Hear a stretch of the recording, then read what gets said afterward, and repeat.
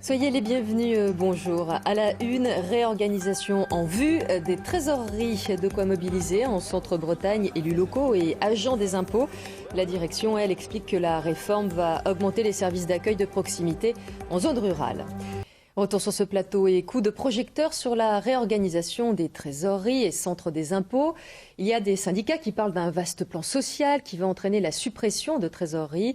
Dans les Côtes-d'Armor, agents des impôts et élus locaux sont vent debout contre cette réforme. Myriam Thiebaud, Jean-Michel Piron. Le centre des impôts en ébullition à Loudéac. L'annonce du redéploiement des services fiscaux passe mal, particulièrement en Centre-Bretagne. Agents des finances publiques et élus locaux font cause commune contre le départ d'une partie des guichets fiscaux. Vous imaginez demain, pour une entreprise, aller à Dinan, c'est 1h15 de route aller, 1h15 retour. Si vous avez besoin d'une aide, d'un service, d'un renseignement, ça peut être compliqué.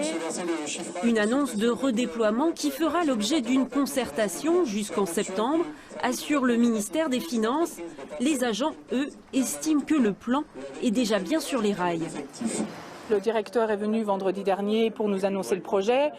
La concertation, voilà, on y croit. Enfin, personnellement, moi, je n'y crois pas. Je ne sais pas les autres, mais je n'y crois pas. C'est-à-dire qu'il y a plein de choses qui sont actées. Il y a des choses qui ne sont pas écrites sur la carte qu'on nous annonce comme si, c'est une évidence. Bien sûr qu'il va y avoir une antenne qui va rester à Loudéac, sauf qu'il n'y a rien sur la carte.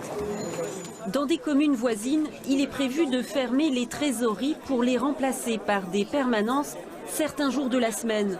Un service étendu néanmoins à plusieurs petites villes qui n'avaient rien jusqu'ici.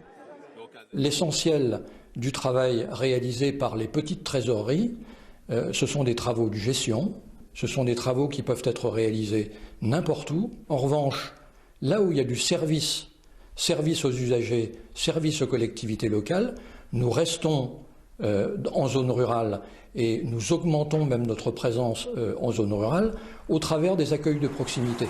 Un accueil de proximité dont pourrait disposer chaque canton, c'est ainsi que la réforme le prévoit, mais rien ne garantit qu'ils perdureront, exposés, selon les agents des finances, à d'éventuelles nouvelles réformes.